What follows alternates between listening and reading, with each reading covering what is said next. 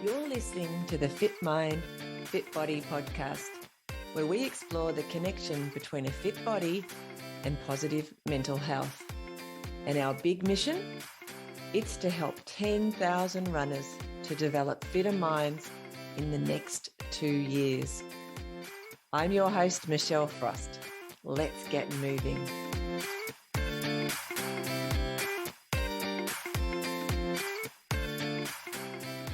Welcome to this episode of the Fit Mind, Fit Body podcast, where we speak to Mark Padgett. Mark's life has been full of movement, and he is full of energy. I'm sure you will agree after listening to this episode. Enjoy. I am very excited today, which I say pretty much every episode on Fit Mind, Fit Body, to welcome the wonderful Mark Padgett. Hello. Hello. Gee, that was an introduction. Wonderful. You're amazing. I don't know about that. You're so bubbly and infectious and excited about, the kind of thing that we're going to talk about today, which I think is amazing. And you in the community for not just running, but obviously triathlon and just getting out there and moving and having a go.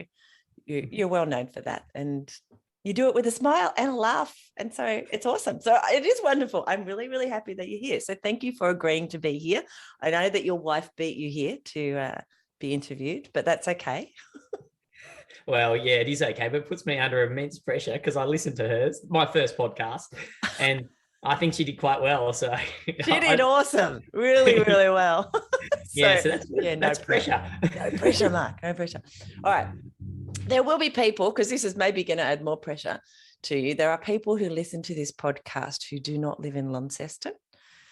There are people who live in other parts of the world, not even in Australia. So they won't know of Mark Padgett. So let's start at the beginning. Tell me a little bit about where you grew up and what your childhood was like. Well, I grew up, obviously in Launceston. My parents split up when I was 5. And so I lived with my mum, but I did spend quite a bit of time with my dad.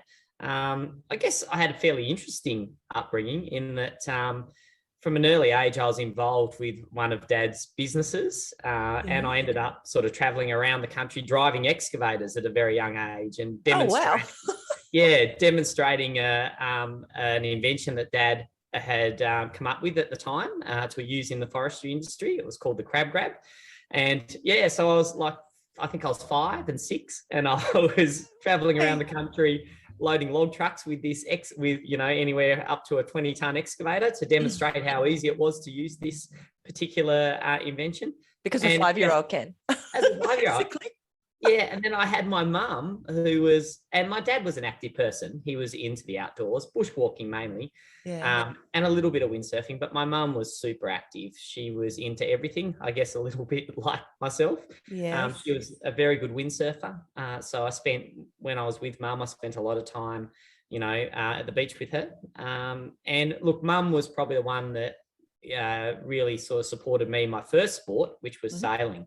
Which some people go sailing. That was probably the sport that I did the best at. It seems many years ago now, and I don't really talk about it that much. That was my passion when I was younger. It's interesting because I think Jono was a sailor as well, and I spoke to Alwyn the other day. I'm not sure if you know Alwyn McMahon, but she did some sailing when she was growing up in West Australia. So there's a bit of I've talked to a few people who've done sailing. When they were younger.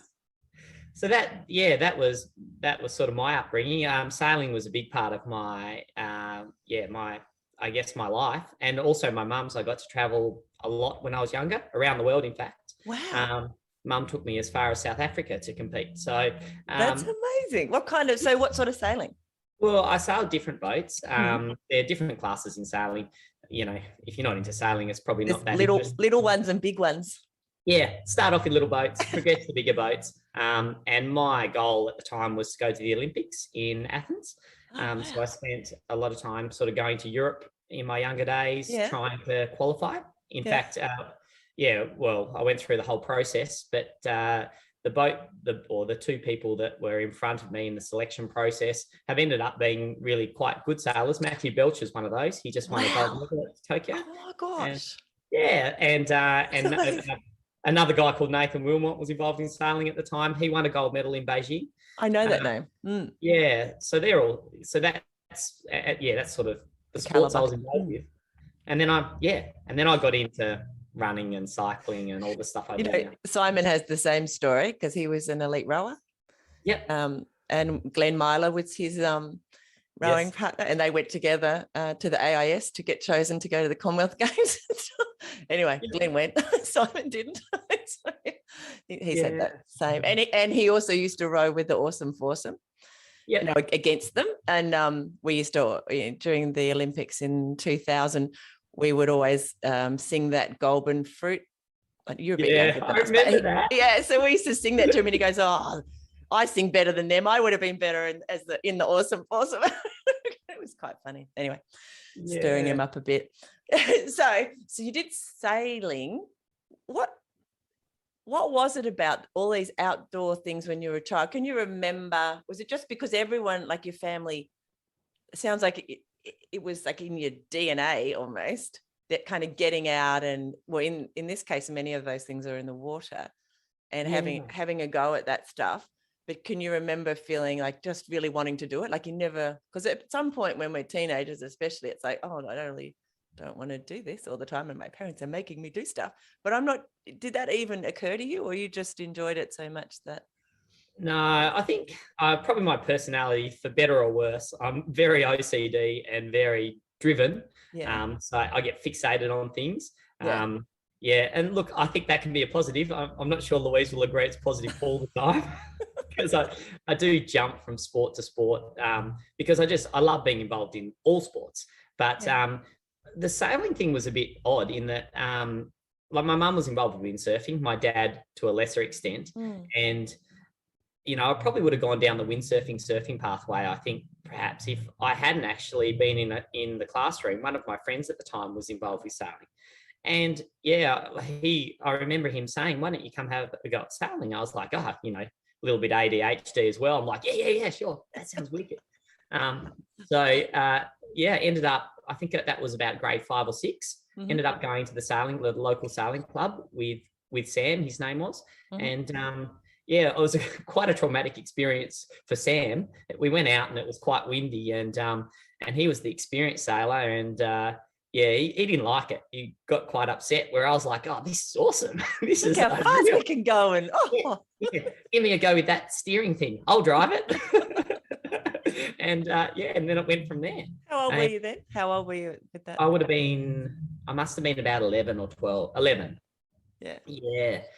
And then, in typical fashion, I went into it like full bore. And is there something about the speed? You know how like some people get into sports where they get that thrill when they're going really fast? Is there some element of that in there? Because I know some of the other things that you do are quite quick. There's a little bit of a theme to this. Anything that moves fast, gives you that sense of a bit of a rush, I guess. Adrenaline. I do. I try and avoid using the word adrenaline, because I don't necessarily want my girls to be adrenaline junkies, as you say, but that probably sums me up. I do love those sorts of things. And and sailing went from there, but then sailing became more driven about being successful and results and progressing, and and then there was the Olympic goal, and so it became that sense of fun and the adrenaline. Look, I wouldn't say I didn't. Look, I'm so fortunate to have had that experience and be involved in the sailing program, and I was involved with the TIS and the AIS and all of that. And I'm really, I look back at those memories, they're fond memories, but the fun sort of, that initial fun, it wasn't as fun towards the end. Became more kind of like a job, but with it was a job. It was a negative connotations to a job as opposed to the positive connotations of a job. Yeah, a job linked to results, because our funding was all based on results. We were spending a lot of time in Europe, and myself and my crew member, Nick Behrens, we were sort of the last to join the high performance squad. So we were on the least amount of funding. So we really needed to get results, to keep that money flowing. And it was, that's pressure. yeah, and no fun. Not like just, yeah. And look, elite sports not all about fun, but there's got to be elements of it. Otherwise, and that's, yeah, and that's why I pulled the pin on it, because I actually pulled the pin when I was in Spain. I was like, I knew I wasn't going to qualify for the Olympics. I wasn't having much fun. I was asked to continue on training through until Athens. But I just made that decision. Look, I don't like this anymore. I'm going to do something else. So how old were you then? 20. I must have been 24. Okay. So how do you, we'll just reverse it. Do you have any siblings? Yeah, I have a brother and a sister, and I also have a half brother.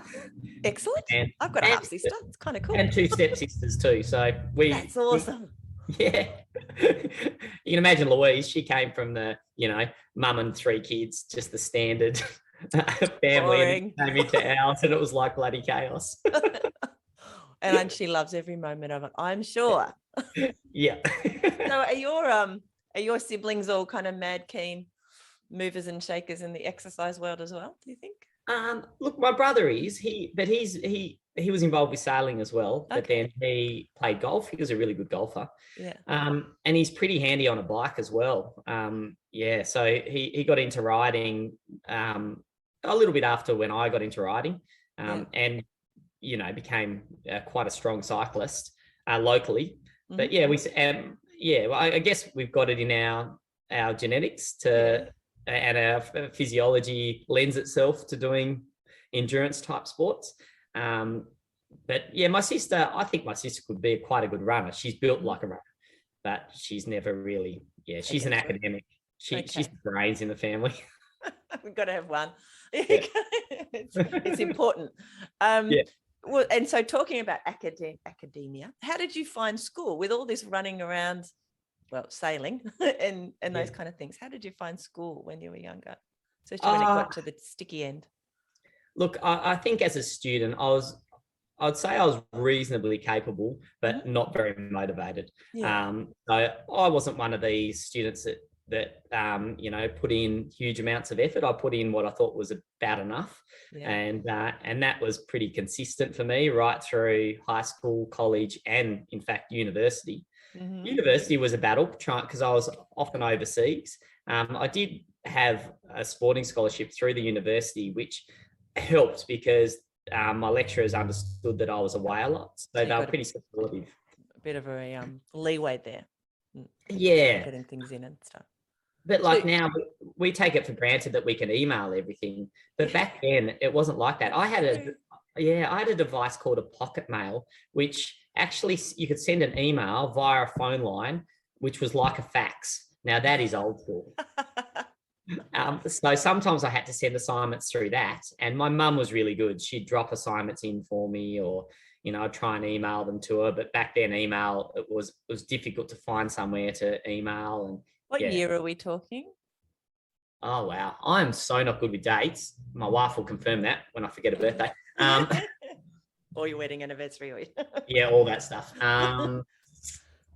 Okay, dates. 2000 and that must have been 2000, 2001, 2002. Okay. Yeah. That's wow. Cool. I was just thinking when I first went to university, it was 84. No, actually, like there was no email or anything. So it's like late 80s, early 90s. And I was like, I don't even remember that. But I did finish. I did mine in 2 stints, did finish in 2000. So we did have some emailing capacity at that point. So you do forget very quickly, though, just how different every part of our lives are now because of the internet. Yeah, it's made access to education so much easier. Like if I think to myself, if I had the access that the students have now, traveling overseas and competing for me during that time wouldn't have been nearly as challenging, as it was. And even just like, technology, I remember my European roadmap was like a big book, and we used to travel, like I went to countries like Estonia. I went down to Spain, the southern parts of Spain, like everywhere. And I would draw on the map, but like you'd be following on the map when you're driving down through these countries. Then you have to find the next page because you ran off the map. And And like it wasn't necessarily the following one, but like, no, 10 pages later. exactly. And like who in this current, day, mind you, none of us are traveling now, so I shouldn't say that. But like if you're in Paris, like we would just look at, okay, we can see the Eiffel Tower, we know where that is, so we'd use landmarks. Like no one does that anymore. The GPS tells you where to go. Let alone just meeting up with people. Yeah. I'll see you around 3. I'll send you a text where I'll be at, because I don't know exactly where I'll be now. You had to make the decision, the day before or whenever you were talking to them, exactly where you would be at a particular time, and you had to be there at that particular time. It's very strange.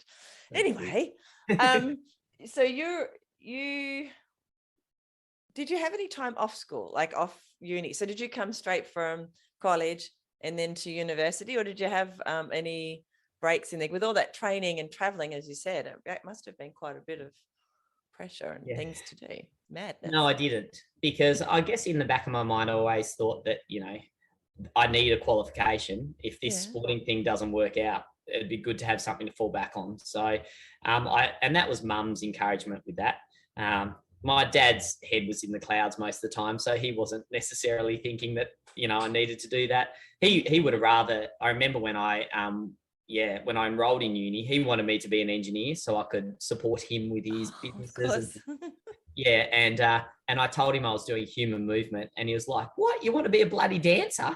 I said, "Dad, it's not dancing. It's being a health and physical education teacher." And he goes, "Oh, okay." And I said, PE. Yeah, PE. And I said, "You shouldn't be offended if I want to be a dancer anyway. So what?" That's funny.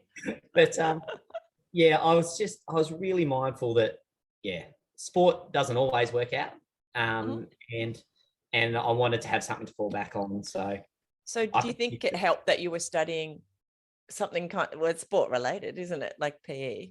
Yeah, definitely. Did it help?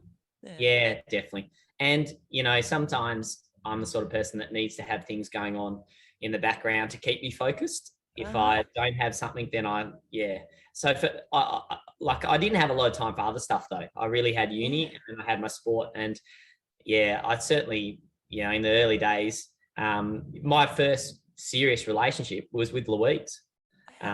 Which, and when was that?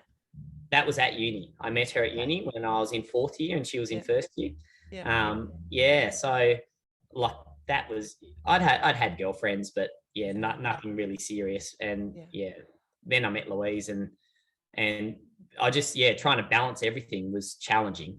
That's for sure. It must have been. Is there any time where your careers overlapped a little bit because you were both serious sports people? So that must have been crazy. So we were both in Europe at times, but really her sport. It's funny, the timeline. Mine, like the early parts of our relationship, I was away a lot, sailing, and then I pulled the pin and was like, "Nah, I've had enough." And then her cycling really started to take off. And, she was in the AIS, and her commitment with that meant that she was away more. So it really flipped in that then it was me here and she was away. So that was different. And then there was a point there where we had a year apart because we didn't think we could manage everything that was going on, because we were just going in so many different directions. But, it wasn't even a year. It ended up only being about 6 or 7 months, I think. And then we got back together, obviously. It was strange that the roles changed. That kind of role reversal thing. It's awesome that you've been able to experience that, because a lot of people don't. It's often been, they're not one-sided, but usually whatever path they start in a relationship is often sort of stays that way, stays a bit static. So it's interesting that you guys have had quite an unusual relationship in that way, and because of the sport, and at different times in how you've approached it at different times, and where you were in your careers. Excuse me. So when did you start running? I assume you were always running a little bit to support whatever sport it was that you were currently pursuing, because I think, as you pointed out, you've been in and out of lots of sports. Look, fitness was something that was always important to me. And definitely sailing, there's an aspect of that as well, being Mm. fit, strong. It's more strength and endurance as opposed to, Speed. well, yeah, and endurance as in aerobic capacity. Okay. It wasn't, that wasn't as important, but Mhm. that's something that I always enjoyed. Yeah. Cycling, I got into cycling pretty much when I came back from sailing, and I was looking at doing something else, and Mhm. and I bought a bike off this guy who sold me a bike that was probably 3 sizes too big for me. And he said it fitted me perfectly. and, and then I just, like with everything, threw myself into that sport and just found a bunch and started riding with them. Mm. And that's where I actually met Louise. So Oh, she'd wow. moved up. Yes. And she didn't recognize me at first. I was talking to her in the bunch, and like, she was a far better cyclist than I was at the time. And then she made the connection that I'd talked to her at uni as well. And yes, under all the, the cycling apparel, she realized that was me as well. And yeah, so that was good. But yeah, I always enjoyed, just being relatively fit.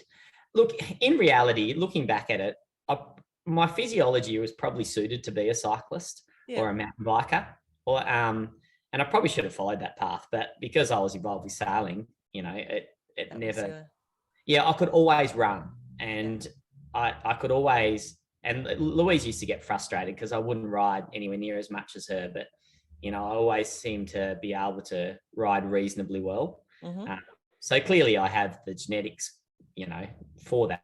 But look, no regrets. I didn't follow that sport, so I followed something else. And look, I've been, reasonably successful in the multi-sport sort of area that I ended up getting involved with anyway. So I'm happy.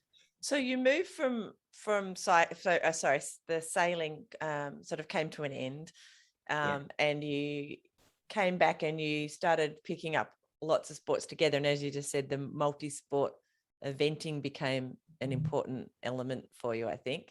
And Yeah. maybe that appeals to your ADHD style of Yeah, I think so. having to do lots Definitely. of things. In fact, Yeah. this is a sport where you could do lots of things at once, and it was cool. So Yeah. Yeah, you could definitely. And compete that's as well. and that was the great thing about it. Like, I was paddling, running, swimming, riding, mountain biking, Mm. depending on the event. I did a number of the Anaconda races, which used to be a series around Australia, and yeah, I just threw myself into that, really. Then I'd, depending on what events I was targeting, I'd focus on different sports, and Mhm. um, yeah, so that.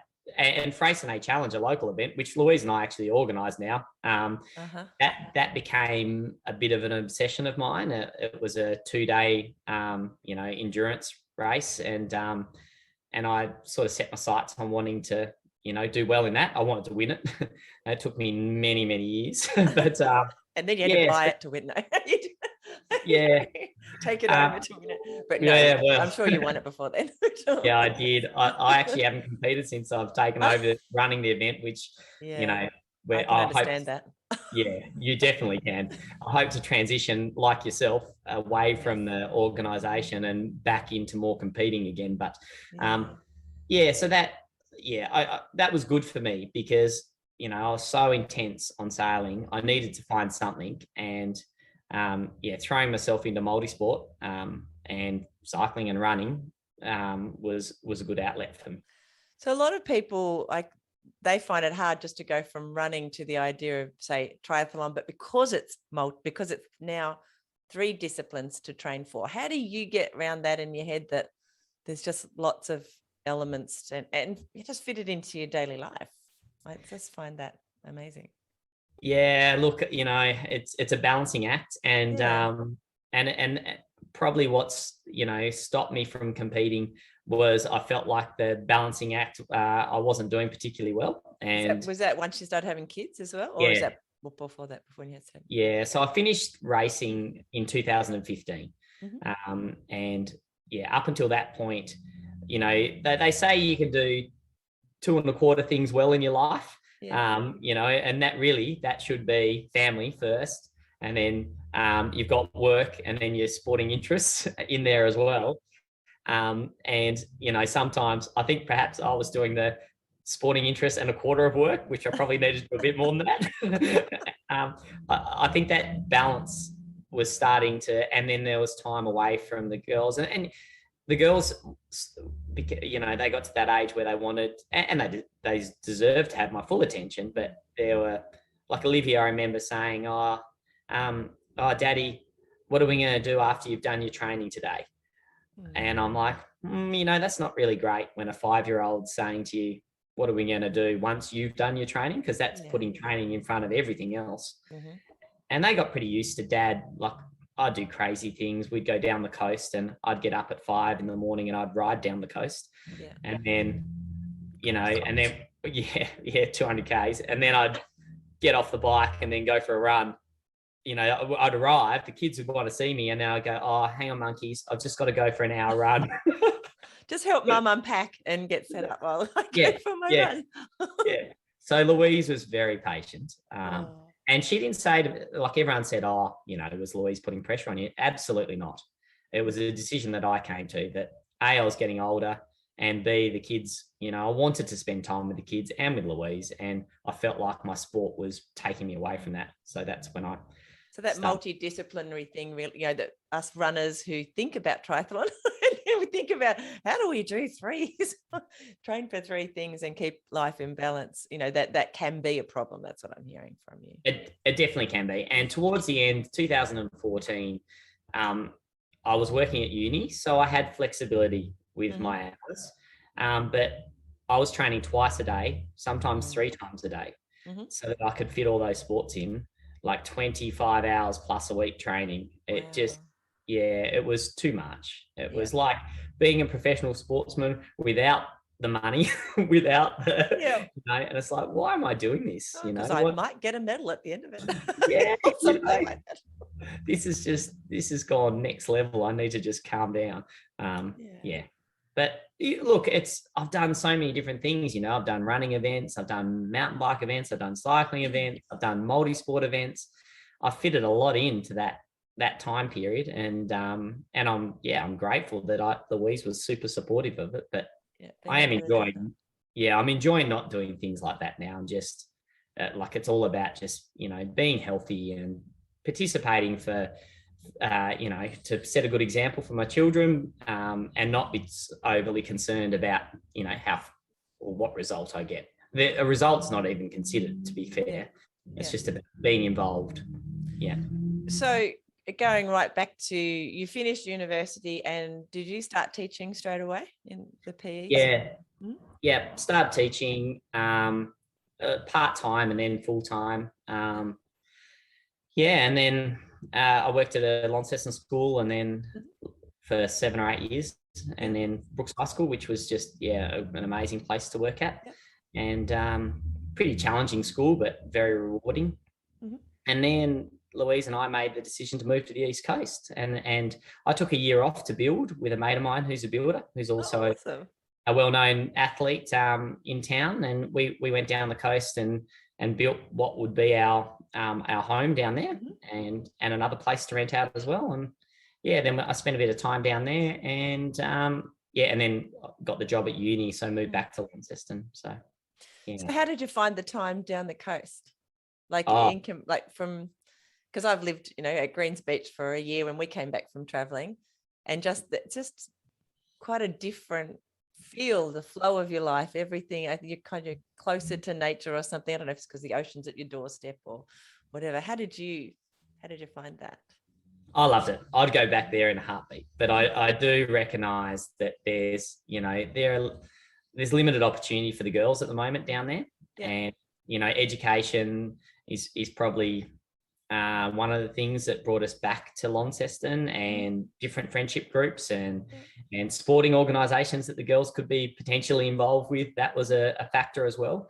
You're quite insular when you live down there, which I'm, and separate from most things, but I think that's a really positive thing in some ways.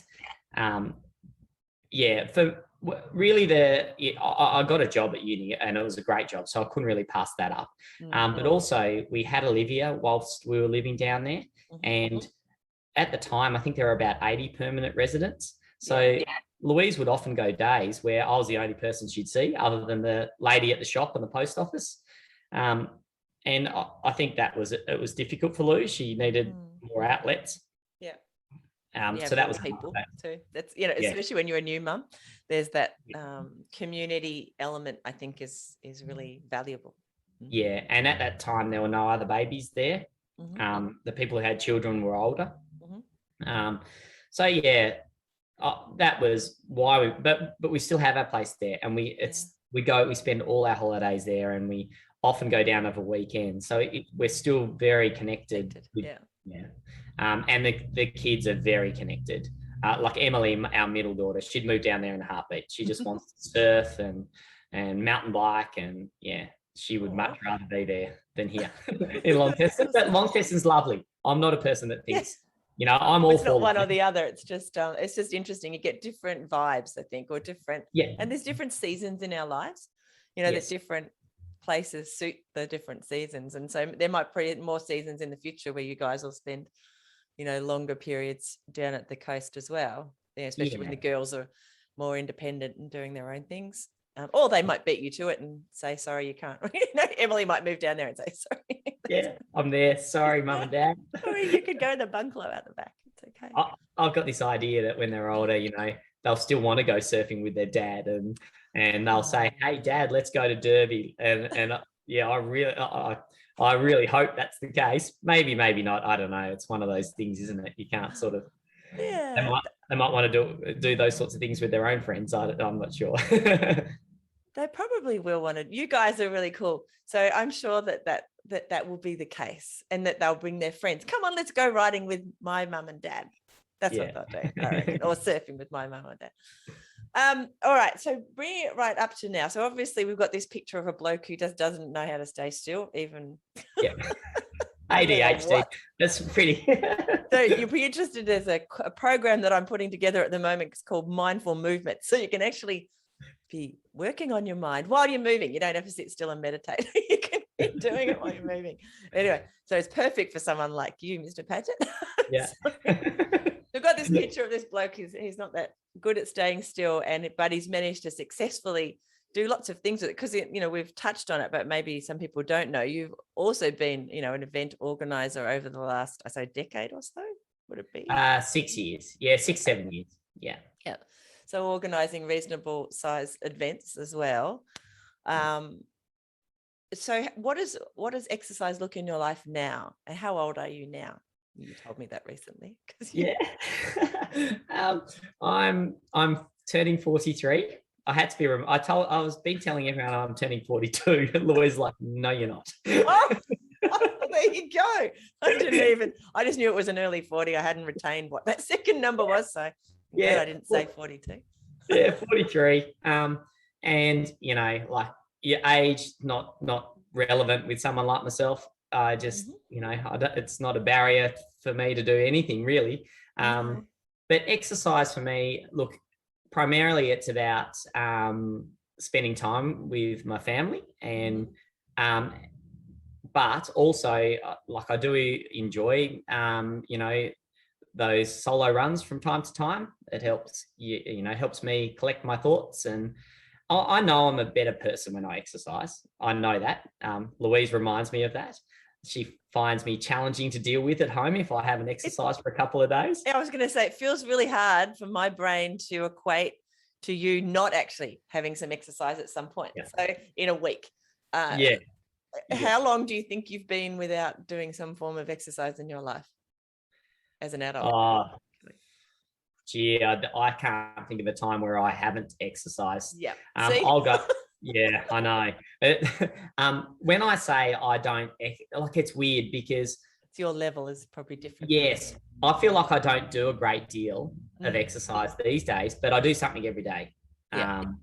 And recently I've started running a bit more. I've had periods where I haven't run for 12 months. So did you cycle, swim? What other things did you do? Yeah, I cycle. Paddle, I suppose. No, I don't paddle anymore. I don't particularly, unless it's in big waves and surfing down big waves. I don't really like paddling. It's too hard. And I certainly don't like swimming. I'm a woeful swimmer. It was always a real battle for me to swim when I did Ironman events and stuff. I was lucky. I had some local guys that, encouraged me to keep training. But swim is one of those sports where it's not reward for effort. I wasn't a swimmer when I was younger, so I had to develop some technique. I've got woeful technique, and really frustrating that I'd put in a lot of effort, but I just wouldn't see the results because I'm not a natural swimmer. So I feel like I was really fit, but there were a lot of people around me who weren't nearly as fit, but were so much better swimmers. And that just understand that. irritates me. It's not like, I'm a person that likes to put in effort and then get some reward. Get a reward. Yeah. So swimming, not into swimming. But like now it's just about, for my headspace, keeping fit, keeping healthy. And Louise is the one that's encouraged me into running. As you know, we started running with the Launceston Running Club, and we love that. I love seeing my girls run, and I was running with my 5-year-old each week in the 1.5, and I started doing that every week so that my older 2 girls could then compete in the 2.5. Well, Emily 1.5, Olivia 2.5, and then Louise would do the longer run. And Louise is like, you really should be running. You're coming out here. You may as well run. You may as well run. Yeah. And now I made excuses. I'm like, nah. And I've finally got over my own ego, which that sounds pathetic. And I don't know how to break it to you, but we all have one. Yeah, I know. And there's no expectation now about what I used to be able to run and the times. So now I'm actually enjoying running again because I'm not going out thinking, it's a 5K run. I need to run at a certain time because I know I'm actually not capable of doing that unless I did huge amounts of training. I'm not willing to do that. So I've sort of gone, beyond that now. And we should have a T-shirt for you that says, I'm 43 years old. I'm a father of 3 girls. I don't run as fast as I did when I was 20 and 30. Sorry. Or something like that. And I don't care. Or something.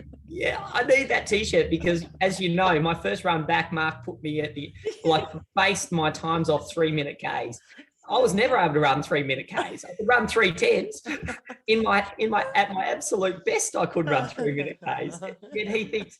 I said to Louise, that's a pat on the back. With age, I'm actually faster than I used to be. There you go. Well, that's what we used to say even to our kids when they found themselves suddenly at the back. I'm like, that's awesome. That means they think you're a great runner. They go, but I'm not. It doesn't matter. Somebody thinks you are today. So take that as a pat on the back. Yeah. Anyway, so it's fun. I love watching the girls run. And I love watching their enthusiasm and then I've enjoyed just starting to do a few runs myself and us doing it as a family. It's a really cool thing. Really good thing to do together. I know you also do a little bit of another crazy sport at the moment because we've talked about it at Running Club.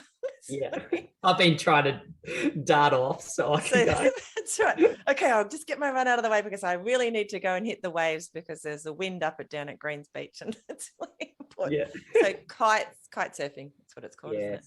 Yeah. So tell us a bit about that and why you think that's such a fun thing to do, but you don't want your girls to do it until they're a bit older.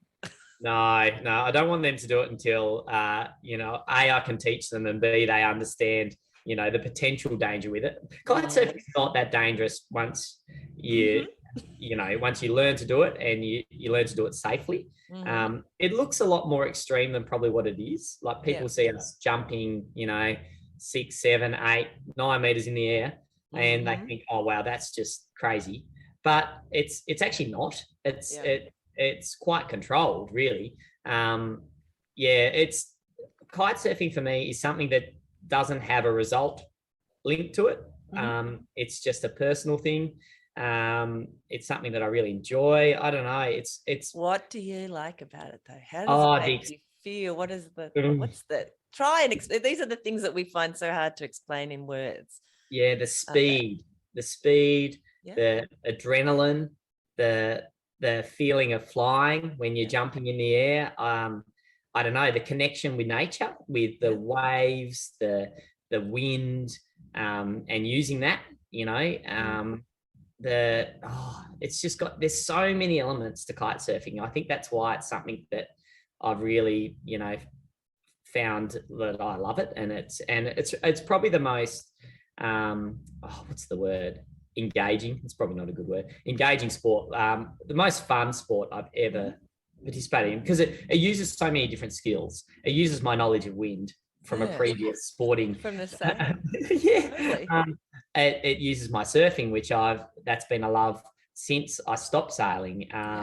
It's quite physical as well. So, it's challenging, and it challenges you to sort of, read the weather and the excitement of going out when there's big swell and big winds, and trying to manage those risks. Because I mean, that's a fact. You go out when most of us go, oh, it's not really a good day to be going even outside, let alone in the water. You're off you go. Oh, look, there's a big swell and there's wind, and the only positive thing about it is that, like, often when I go, it's like a movie afternoon for the girls, because it's just bloody miserable. I think it's amazing. So they're not like saying, Dad, but I wanted to go do some riding or go do something else with you. Yeah.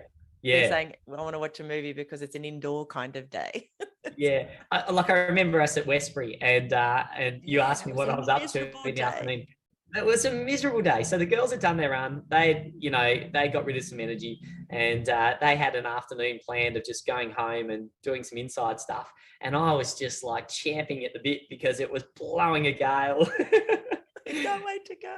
Yeah. I do know, like, on those times when I've been outside, and I have spent plenty of time, because I grew up on King Island. There's a lot of wind on King Island. You could have been a kite surfer. That's right. And on a farm, so, and I on horses and all that kind of stuff. So I was in the water a lot, but we were outside a lot, and that the electricity, the energy that's in the air that makes you feel alive when the weather isn't beautiful and sunshiny.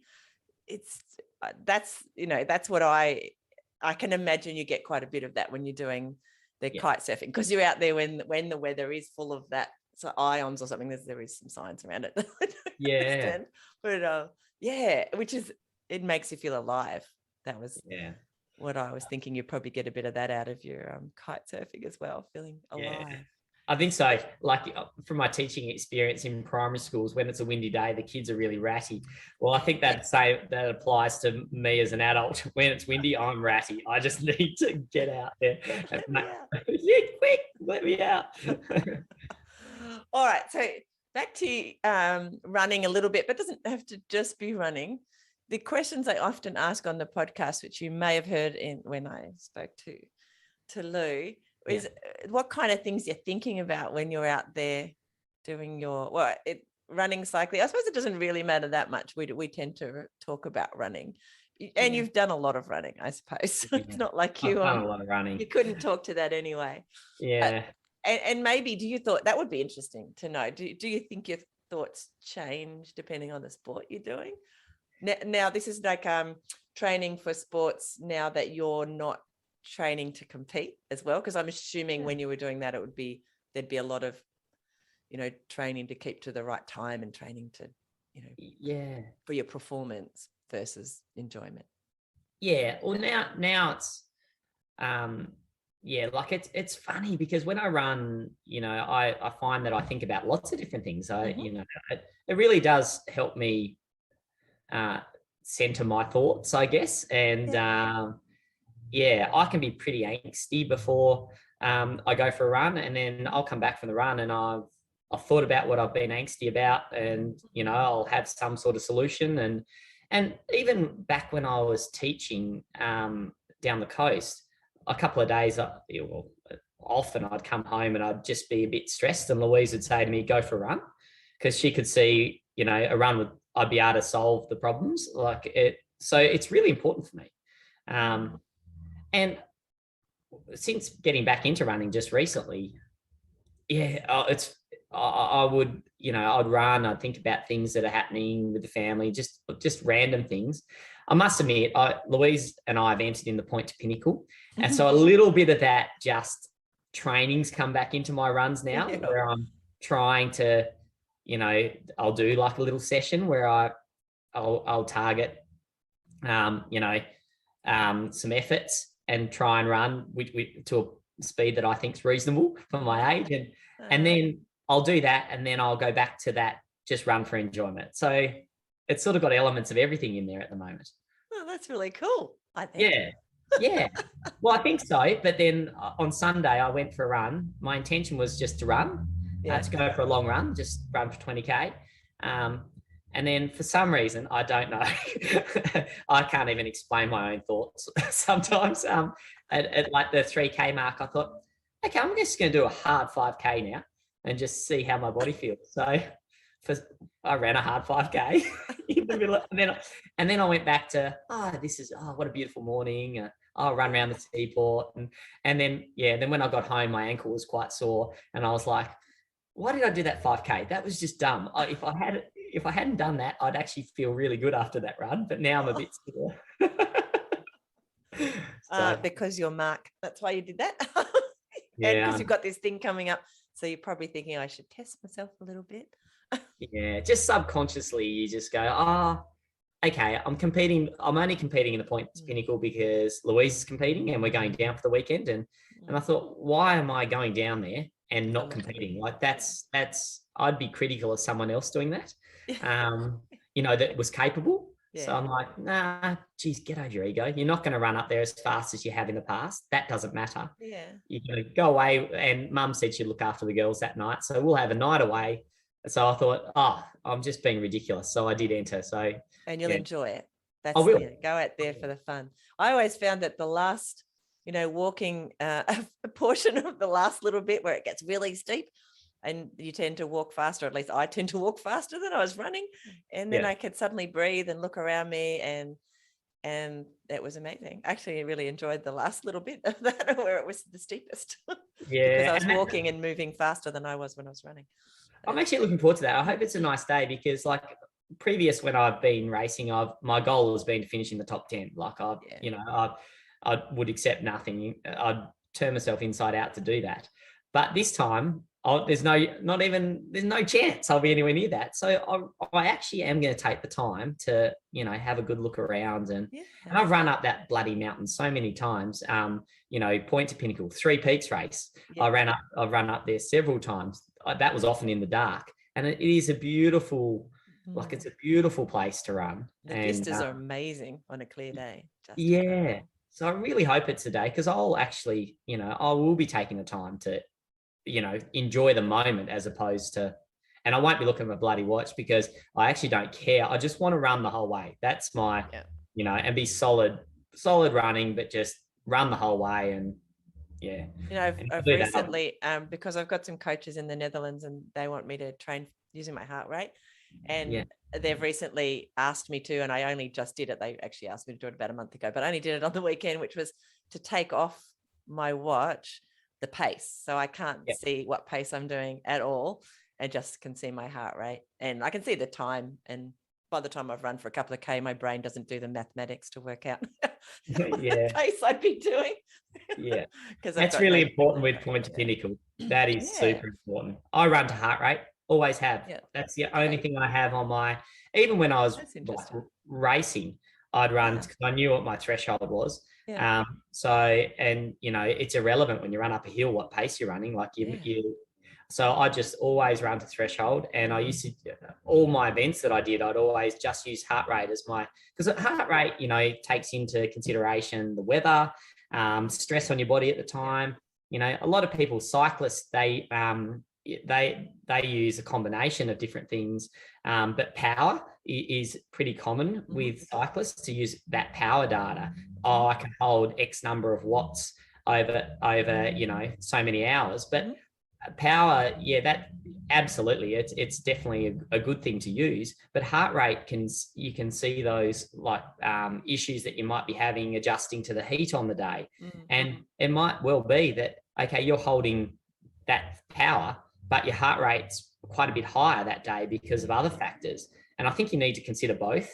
Like if you ignore one, for me, heart rate's important. Really, it's the one that is the true story of what your body's doing at that time. And as you said, it's like better than any scientific watch or bike computer that we have. It's a really good indicator of what's going on with us. I always notice that I can't because they're trying to get us to run at a really a lower heart rate so that we can run longer for more endurance, but to keep it lower and then not get injured, sort of the theory around it. And very particular for us, like we have to do all kinds of tests and stuff to get a particular heart rate, not just regular run of the mill one. But I do notice that, towards the end of runs, when you're tired, that even though, say, because I know what my pace is because I hadn't taken it off yet, even your pace is, say, maybe lower, that your heart rate goes up. But then I notice because I've been paying attention to these things for the last year, if my brain starts going somewhere or I didn't want it to go and I start getting annoyed about something because I'm, ruminating, my heart rate goes up as well. Like it's not just, so environmental factors, definitely like heat, and then of course getting tired, but even the things that are going on in your head can all affect your heart rate. And you just think, wow, isn't that interesting? While you're running. Heart rate in the morning as well. Like if you have a low heart rate in the morning or a high heart rate could be indicative of you perhaps having a virus and your body fighting a virus. So when you first wake up, if you consistently take your heart rate, if you have an elevated resting heart rate of the morning, that can be the first signs of sickness. There you go. And so stress. Now we've even got medical health announcements here. So that was a really good tip. I love that tip. So my watch actually measured it all night. So I can look at my watch and go, oh, look at that. No wonder I'm feeling a bit unwell this week because my heart rate's been up. That's cool. I love it. All right. So one of the questions I often ask is how long you haven't run for, if there's been an injury or things like that. But I did ask you earlier whether there's been any period where you've had sort of a break from exercise, and you were like, I don't really remember. Have you had any kind of injuries where you haven't been able to get out and exercise for a little while? I have. I've had injuries caused by mountain bike crashes and things like that. But I've also had running injuries. I've had a stress fracture in my femur. That was too much running when I was training for the 3 Peaks. When I first started to get into endurance running, I basically just went too full on, too soon. Run. Yeah, hard to believe, hey. I can't believe it. So I went from not doing any running to running 100 kilometers a week. So that, and then I've had a couple of stress fractures in my tibia as well. So I've had shin splints, but they've been turned into stress fractures. But that was in the early days when I didn't understand about training and load and things like that. And then my body obviously made some adaptations, and I've been pretty injury resistant, really. But I am super mindful of training loads and building up slowly. And even now that I'm getting back into running, actually last week that I've had my biggest running week for years. I think I ran close to 70K. But and that was only because it rained so much last week. But I'm really mindful of that. And you didn't want to go on the bike? I didn't want to go on the bike. What's the rain got to do with it? Because you didn't want to go on the bike. Sorry. That's my brain. I didn't ride my bike a great deal last week because it was raining, and I don't mind running in the rain. So I had a big week. So I'm even just subconsciously, I know this week I need to I've been building up to that. So I've been running, 30K, 40K, 50K. I've had a big week last week. So I'm just going to have an easier week this week. So I think that's probably why. Mind you, I've got a bit of a dicky ankle, and that's an injury from years and years ago. That's 3 Peaks injury, running on a rolled ankle for, a lot. And probably, not doing the right rehab as well. So, So you did, sorry, I'm going to get coughing while I'm talking. That's okay. I'm just trying to not cough while I was so you said before that when your Lou basically pushes you out the door because you can feel like you're going to get antsy. What do you think would happen if you couldn't exercise for a little while? Talking about your identity, because your identity is obviously someone who loves to get out there and do stuff. Yeah, look, I'd be a pain in the ass, a proper pain in the ass. I think the problem with me is I'm pretty obsessive, a bit OCD, ADHD as well. This is all well, it's not self-diagnosed. As a kid, mum was told, look, we could give him something to calm him down, or you could just get him involved in lots of things. So she did the latter, thankfully, because I'm a big believer in that. I think kids with high energy, and I've produced 3 of them. As long as you keep them involved and keep them active, then they're easy to manage. I'm not an easy person to manage if I don't exercise. It's as simple as that.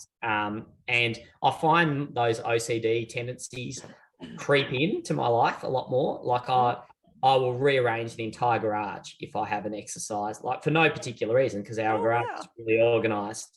Or I'll get really crabby with the girls because from my perspective, their rooms aren't tidy enough. And look, kids have been really good for me because I've had to just calm down with that sort of, thought process.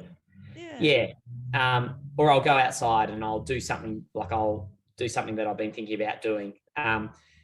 That probably doesn't need to be done, but I feel there's urgency there because I've got this energy and I haven't exercised. So really, for me, exercise is a balance. It balances me on a personal level. So I think I often talk to people about when they first called themselves a runner, but for you, I wonder whether the question is, when did you first call yourself an athlete? Because to identify you in just one sport doesn't really do you justice. Yeah, the old jack of all trades, master of nothing. Look, I reckon I was an athlete when I was 7. I was an Australian champion, I was a world champion. I just didn't get the Olympics. So I feel like my identity as an athlete was then, even though probably people in Launceston know me for running and cycling and triathlon and things like that. And triathlon. Yeah. So I guess maybe you'd say I'm a lifelong athlete. I apply that, attention to training and to trying to do the best that I can with all of the sports that I've done. So I don't know. It's because we talk about identity, and especially when we attach it to things like something that could be taken away from us so easily. And you guys saw that with Louise to a degree when she had her terrible accident. It's interesting because when you would have seen it a lot in elite sports as well, when that's taken away. And maybe you experienced that a bit when you stopped being a sailor. Like that would have been the picture in your mind for a long time when you were younger and you were training for it to reach certain levels. And then when it doesn't happen, how we deal with that sort of thing, and therefore what identity we could attach to ourselves that would be something that we can maintain irrelevant of what life throws at us. I.e., I'm the kind of person who stays fit in any way that I can. And that's probably an identity that you already have, that you just don't, you don't necessarily put it in those words because that's what you've demonstrated in your life. And sort of protecting, because when our identity is pulled away from us, that can be quite devastating. So finding ways to deal with that, even now, before something happens, or heaven forbid, nothing happens, but it's that kind of feeling, and it's having a healthy identity, I guess we're talking about. Anyway, so that was what I thought was interesting in regards to you guys, because you have been so enmeshed in your sport and when you can't do it for a while, and how that works for you. With the kids, interestingly, a question for you in regards to being a PE teacher. You get to see lots of young people who are, and you've gone, I think you've mostly been high school and now you're in more of the college or university as well, but you're in sort of college level now.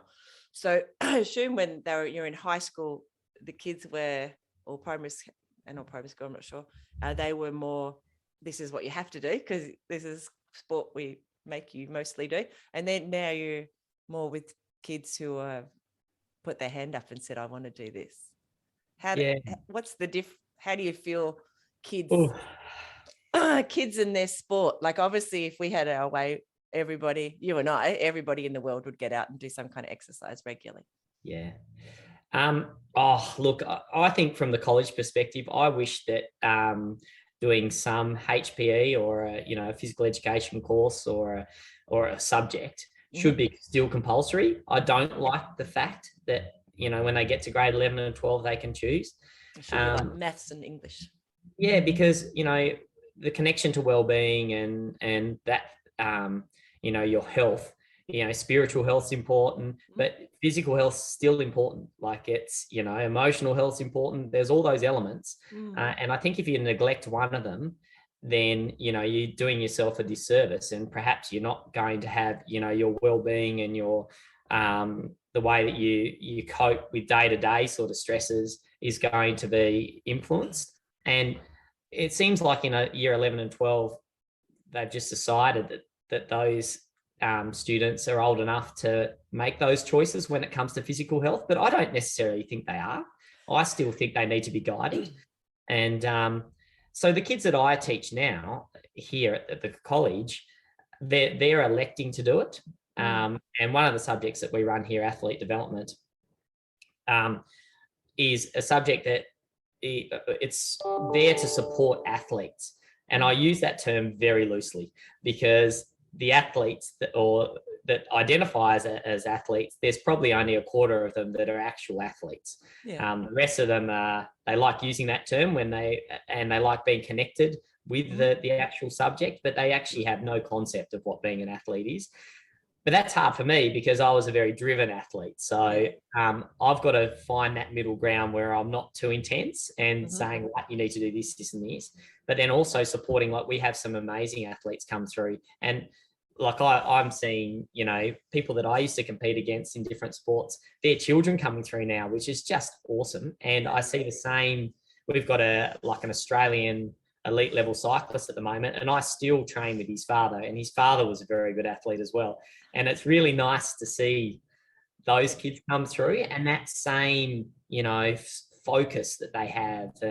And yeah, so I guess for me, it's easier to connect with those kids because that was me when I was. It's more difficult for me to try and encourage those kids that are identifying as athletes but aren't athletes, and make them sort of make better choices to push them, in a pathway that's going to make them, improve their sport and improve them as individuals.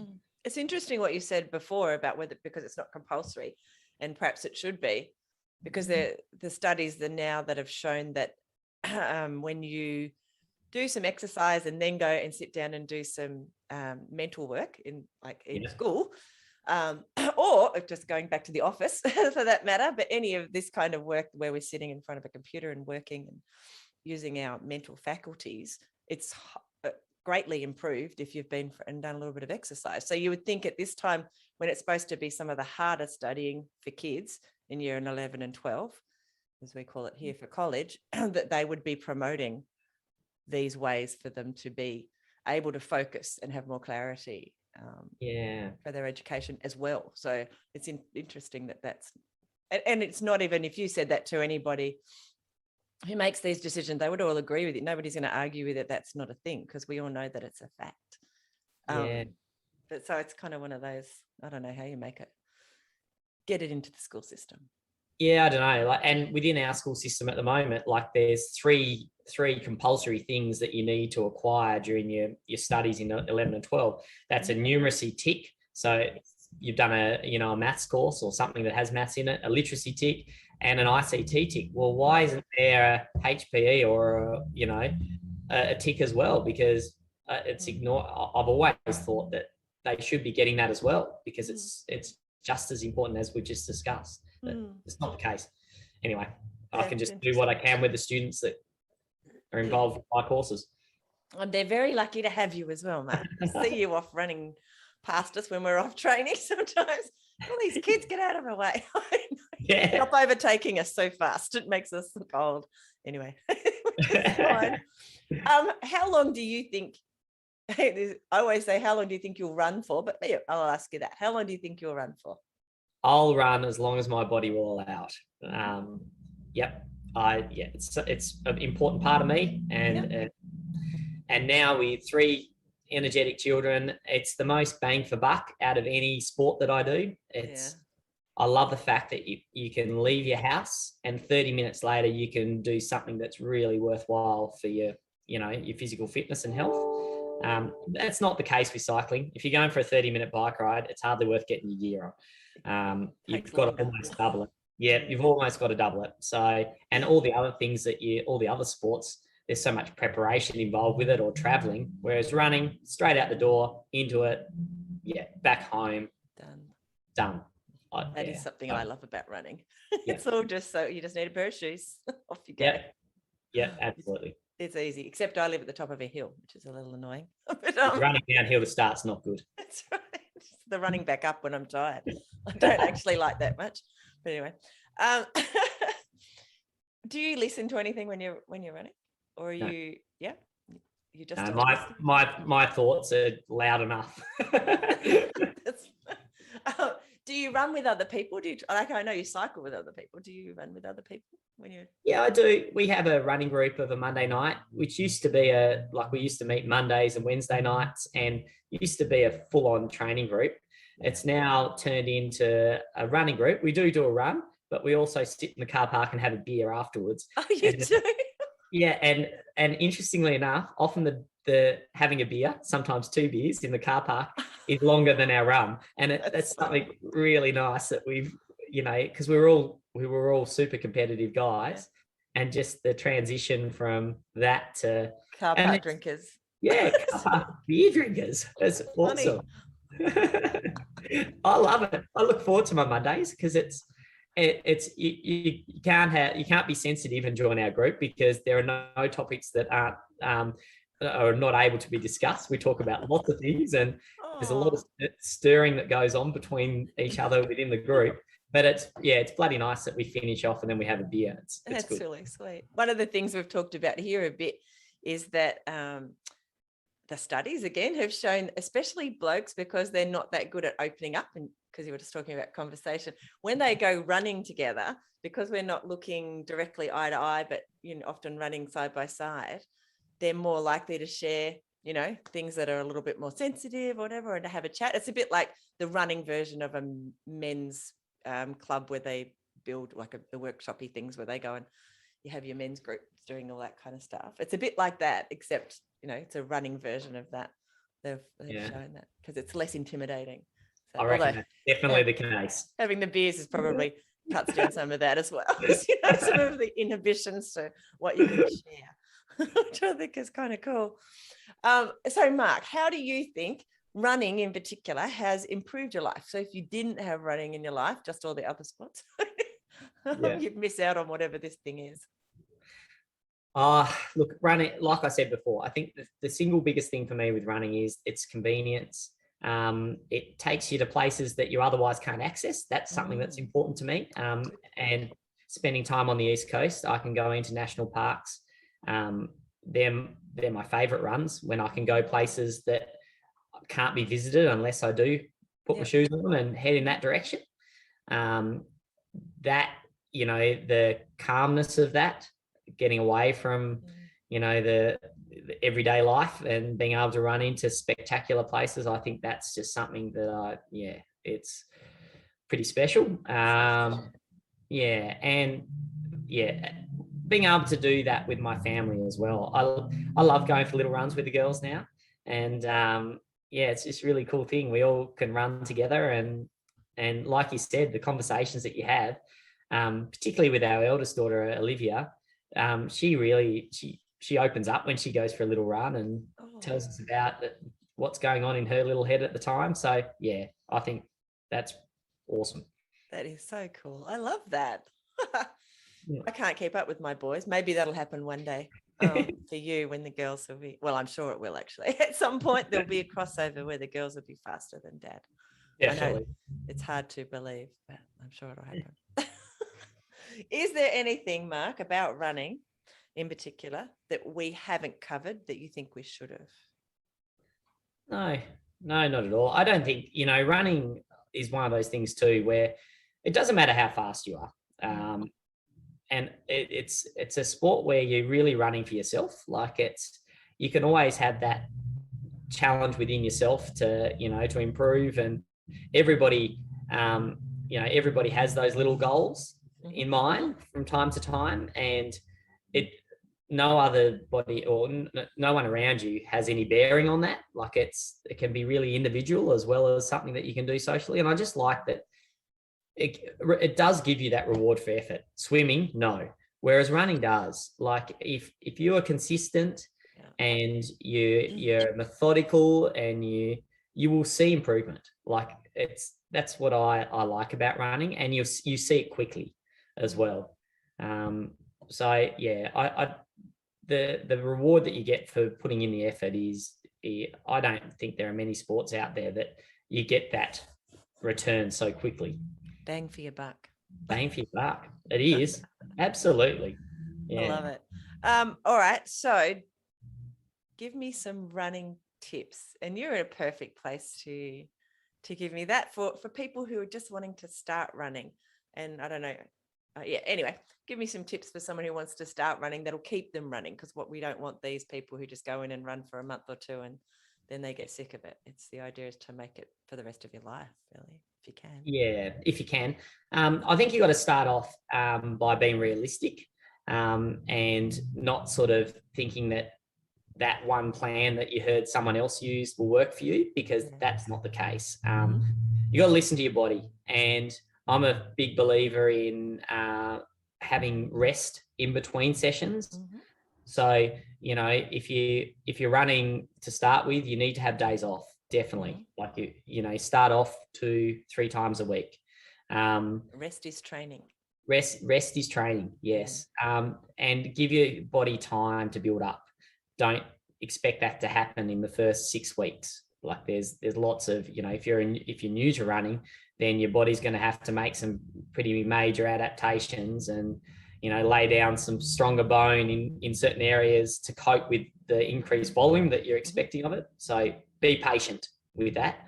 At varied speed, recovery runs are important. And I should listen to my own advice here because I'm shocked. You can listen to this later. Yeah, if you want to improve your running and you want to get faster, there's got to be recovery. There's also got to be speed specific sessions, which are shorter. So you've got to have that within your running week. Build your distance over time. Don't, you know, if you're aiming to run a half marathon, then you don't actually need to run a half marathon until the day you run that half marathon. People often make that mistake. I often hear about people training for a marathon and they're running, you know, 42 Ks, you know, 4 weeks out, and they're doing that a couple of times. That's ridiculous. Like, the coaches that I have at the moment, their whole idea is that you don't actually run any more than 9 miles, which is like 15, 16K to run a marathon, that none of your runs, because of the way they stack the training and they do intervals and things like that, you never run any more than 9 miles in your training schedule. So I managed to run a 60 earlier in the year, and I don't think I ran more than 18 in my training. Yeah. And I'm a big believer in that. And when I've actually only run one marathon, and that was only because I had my arm in plaster and I couldn't do anything else. So I went and ran the Melbourne Marathon, but I gave myself 6 weeks to get ready for that. I hadn't done the volume. I was fit. I was quite fit. And I called on Kim Gillard, a well-known runner in the state, and I said, Kim, help me out. He predicted what I would do. I would blow myself up in training trying to run way too fast, which is what I did, but I still ran anyway. But the most I ran before that marathon was 30K. And that was when I say 30K, it was quite a fast 30K. So, and then I obviously ran the marathon the day. And that was, the first time I'd run up to that distance. But, that's amazing. So don't build volume quickly. Be patient. That, what do they say, 10% or something, that which seems ridiculous when I've been coming back from injuries. I'm like, what do you mean I can only run like another 500 meters now? I've just run a 5K. You know, when you're building up, it's quite hard. That's what I'm saying. The 10% itself is quite hard. There's actually some good research around walking in between your run as well. So stopping and walking for a kilometre as a bit of that as well.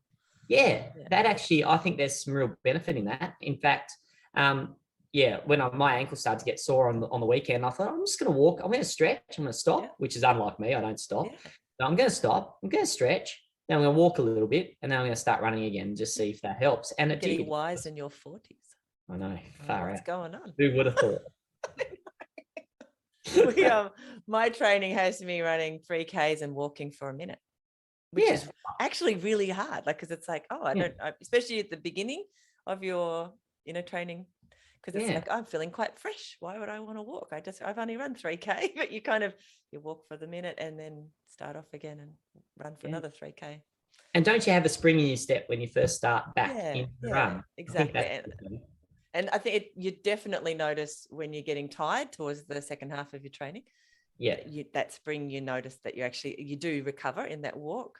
Yes. Even if So it's definitely worth trying. I think all this stuff is worth trying, I think. Yeah. And not getting injured, which is the whole aim of it, so that you can keep running, which I guess is the point of some of those tips of yours as well. And most people's tips for beginners is, to get them running consistently and not get injured, because that's usually the thing that will stop someone continuing their running journey. And my really hardened sort of attitude towards running hurts sometimes, and just embrace it. Like, know that it's a little bit of soreness is a good thing. And I think it's the 3-week hump. You get yourself over 3 weeks of training, and that soreness will abate, and it'll be easier. So commit to 3 weeks, put it up on the fridge so that there's some sort of, I guess, ownership of that. And, maybe your husband or partner or wife or whatever can call you out on it if it just makes you accountable, I think. And then that is a really good way to get yourself into some regular training. Make yourself accountable, stick it up on the fridge. Everybody knows you're going to run these days. Yeah. So you're going to have to answer questions as to why you haven't. If you Which probably ties into that kind of scheduling it too. Because often we all have these busy lives, and we think, I'll go for a run for tomorrow, but we don't think, well, when will I fit that in tomorrow? So it's not until you say, well, I'm going to do it at 9 o'clock, or I'm going to do it at 6 o'clock, or whatever. You give it a time, you schedule it, which then you put on the fridge as well. Exactly. Because other people can hold you accountable. I love it. That's awesome. Well, Mark, it has been an awesome... I can't believe we've talked this long. I know, it just goes on. It's like, this is like the hardest thing I've ever done, to start a podcast talking about running. Not really. This is like, who doesn't want to just sit around and talk about running and all these cool things that we love to do in our lives, and encourage more people to do it? It's pretty easy. And the time flies, like you've just seen. So big thank you. I can see you're sitting at work. Don't get off. I'll say goodbye to you off the recording as well. I have something to tell you. I just remembered, which is good.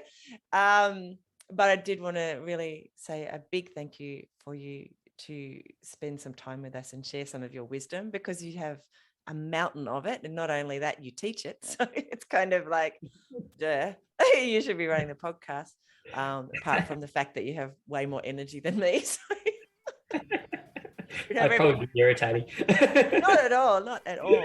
I've just loved talking with you. So thank you again. No worries. Thank you. Thank you for listening to the Fit Mind, Fit Body podcast. I'd love to talk to you about your running journey. So send me a message on Facebook or on the website, and let's do it. For a bunch of resources on mindful running that will help you get and stay mentally and physically fit, head over to the website fitmindfitbody.co, and I'll see you there.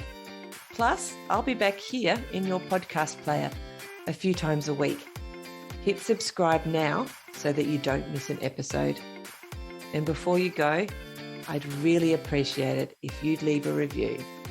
It'll help more people to find the podcast and get inspired to start running. I'll see you soon. Bye.